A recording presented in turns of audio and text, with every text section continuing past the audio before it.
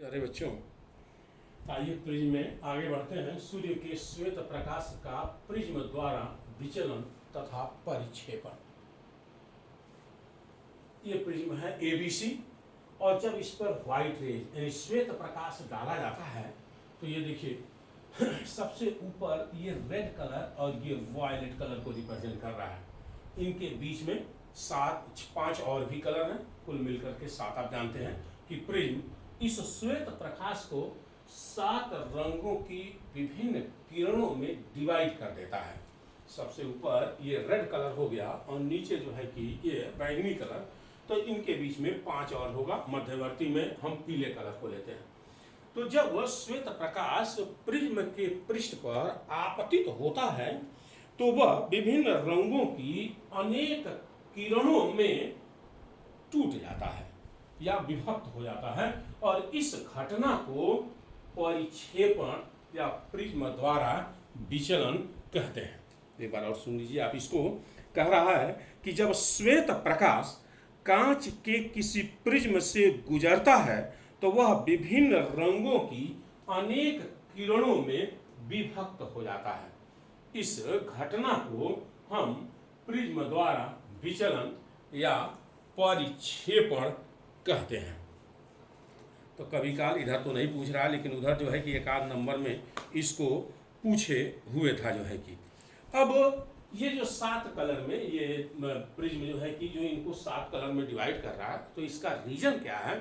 तो विभिन्न रंगों के लिए प्रिज्म के भीतर विभिन्न रंगों के लिए जो वेलोसिटी है वो उन रंगों की किरणों के लिए जो वेग है वो अलग अलग होना ही इस परिक्षेपण का कारण है। यानी आप कह सकते हैं कि किसी पदार्थिक माध्यम में विभिन्न रंगों के प्रकाश की चालें भिन्न भिन्न होती हैं। यही वर्ण विक्षेपण का कारण है। वैसे भी जनरली जैसा एक चीज आप देख लें कि जो अपवर्तनांक होता है वो बैंगनी कलर का ज्यादा होता है किससे? रेड कलर से। तो 1/f = n-1 दोनों एक दूसरे के रेसिप्रोकल होते तो FR > FD होगा। यानी रेड कलर की फोकस दूरी जो है कि वायलेट कलर की अपेक्षा अधिक होती। तो इस तरह से कहा जा सकता है कि आगे, यानी कल आपको हमने बताया था जो है कि ये डेल्टा = m = n-1 × a, ये जिसका अपवर्तनांक ज्यादा होगा उसका डेविएशन भी ज्यादा होगा, और जिसका अपवर्तनांक कम होगा उसका डेविएशन जो है कि कम होगा। इस फार्मूले से बैंगनी रंग का डेविएशन ज्यादा होगा। तो देखिए इसमें यह मेन यानी जो इंसिडेंट रेज है उससे जो बैंगनी कलर का डेविएशन है वो बहुत ज्यादा है, और जो रेड कलर का डेविएशन है वो जो है कि कम है। इस तरह से अगर इन दोनों को पीछे की ओर बढ़ाया जाए तो इनके बीच में जो कोणीय वर्ण विक्षेपण है थीटा की जो वैल्यू है वह delta V minus delta R के इक्वल है, और आप चाहे तो इसको निकाल सकते हैं NV - 1 × a डेल R की value NR - 1 × a theta = NV - 1 NR + 1 × a, ये से कटेगा, थीटा = NV - NR × a। यह जो है कि आपकी थीटा की वैल्यू होगी।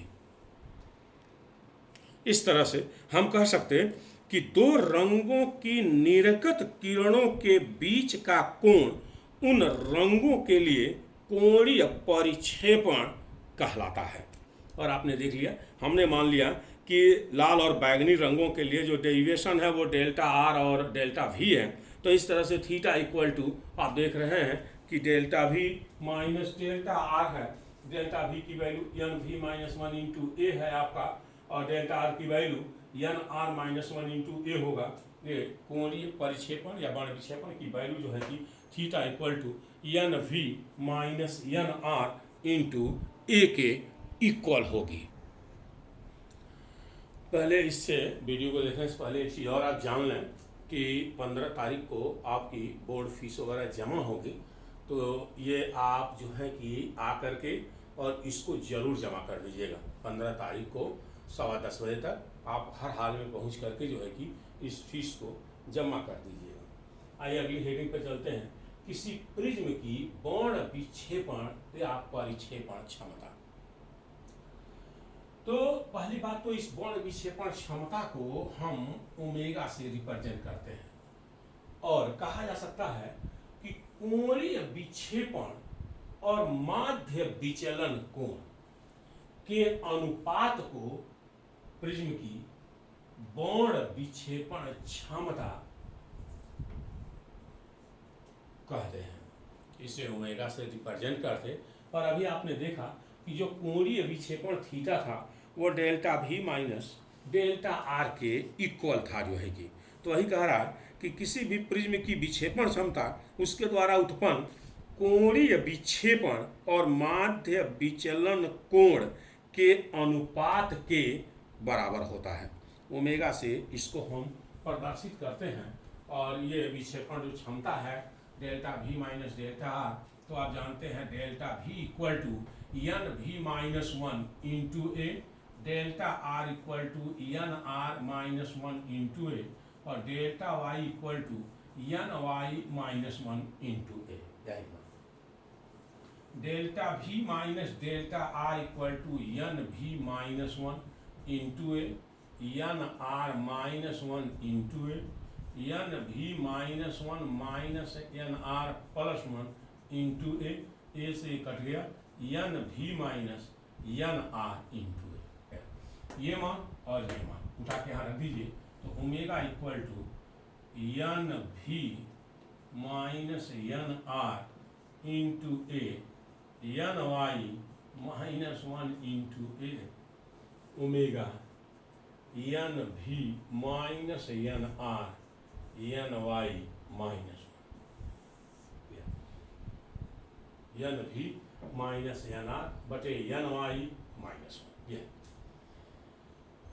एन भी बैगनी रंग का अपूर्णांक है, एन आर लाल रंग के प्रकाश का अपूर्णांक है, एन वाई मध्यवर्ती कलर पीले रंग के प्रकाश का अपूर्णांक है माइनस वन है।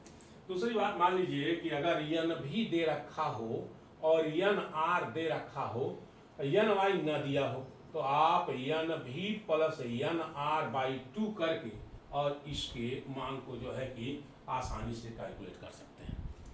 ठीक है, इस स्थिति में इसकी वैल्यू जो है कि आपकी निकल करके आ जाएगी। तो इस तरह से हम इस बाण विक्षेपण क्षमता को यहाँ से जो है कि कैलकुलेट कर सकते हैं। इसी में अब आगे बढ़ते हैं।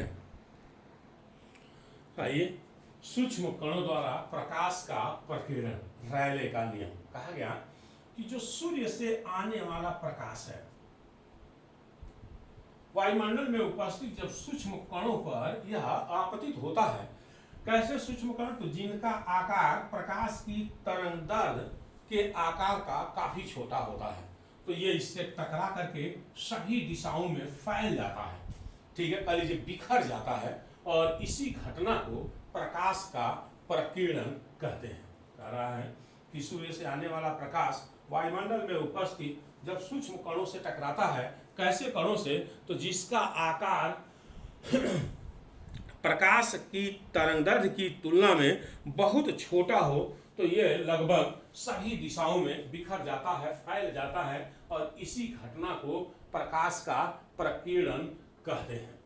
ठीक है, इसके लिए एक तरह से आवश्यक शर्त है कि जो आकार है, जो साइज है, वो तरंगदैर्घ्य के कोट की हो या उससे जो है कि कम हो, यह होना चाहिए, जिससे प्रकीर्णन की घटना जो है कि शो हो सके। और इसी को आप कह सकते हैं कि लॉर्ड रैले का प्रकीर्णन नियम। तो उसने कहा कि जो प्रकीर्णित प्रकाश की तीव्रता है वह प्रकाश की तरंगदैर्घ्य के चतुर्थ घात के व्युत्क्रमानुपाती होता है।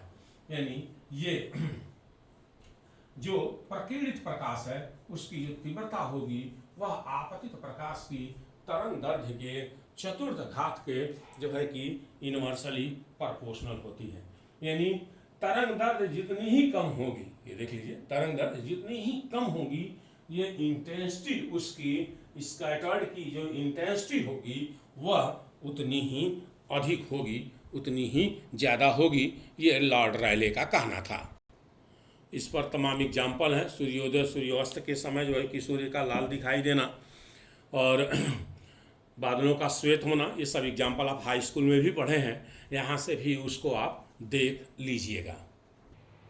ये प्रिज्म का पूरा नोट्स हम आपको भेज दे रहे हैं, ये देख लीजिए। आप आसानी से यहाँ से इसको रोक करके और आसानी से इसको लिखा जा सकता है। फिर देखें ज़रा सा, ये जो इसके पहले लेक्चर हुआ था ये उसका है जो है कि आज के भी लेक्चर का, ये यहाँ से आप नोट कर सकते हैं। फिर इसको देख लीजिए, ये 3rd पेज है आपका, बहुत ही क्लियर है, आसानी से आप इसको पढ़ सकते हैं। कोई दिक्कत हो तो फिर इसे आप बताएंगे।